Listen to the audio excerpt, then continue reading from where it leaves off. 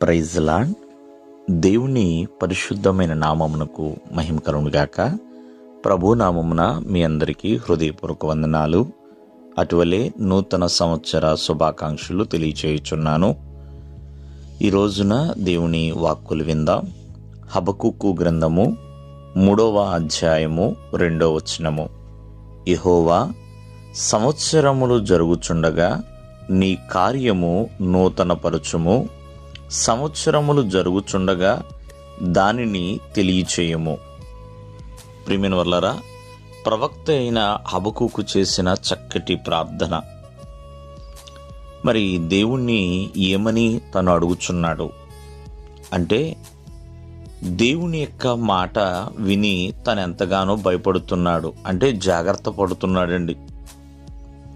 అలాగే సంవత్సరాలు జరుగుతున్నాయి. గడిచిన సంవత్సరాలన్నిటిలో కల్లా మరి వచ్చే సంవత్సరము ఆనందకరమైన సంవత్సరముగా, ఆశీర్వాదకరమైన సంవత్సరముగా ఉండాలని, మరి ప్రతి సంవత్సరము కూడా దేవుని యొక్క కార్యము నూతన పరచాలని తను కోరుకుంటున్నాడు. కావున మనము కూడా 2025 నుండి 2026 సంవత్సరంలోనికి వచ్చాం. ఈ 2026 సంవత్సరంలో దేవుని కార్యము మన పట్ల నూతనపరచబడాలి. అంతేకాకుండా దేవుడు ఏ కార్యమైతే చేస్తున్నాడో ఆ కార్యము మనకి తెలియచేయబడాలి. ఇది ఎలా జరుగుతుంది అని ఆలోచన చేస్తే, చాలామంది కొత్తది వచ్చిన తర్వాత పాతది వదిలేస్తారు.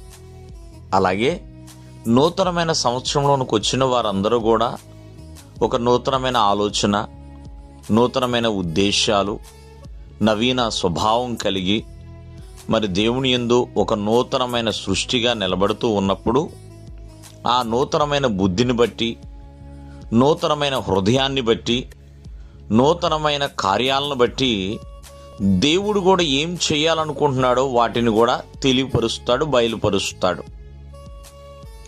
లేకపోతే లేదు. ప్రియమైన వర్లరా, నూతన సంవత్సరంలోనికి వచ్చిన ప్రతి ఒక్కరూ కూడా నూతనముగానే ఉండాలి. నీ మాటలైనా, నీ క్రియలైనా, ఉద్దేశాలైనా, తలంపులైనా ప్రియమైన వర్లరా, అవేమీ లేకుండా నాకు నూతన సంవత్సరం వచ్చింది అని అనుకుంటాము కరెక్ట్ అనే విధానం అయితే కాదు. కావున ఈ ఉదయకాలం ముందు ఆలోచించండి.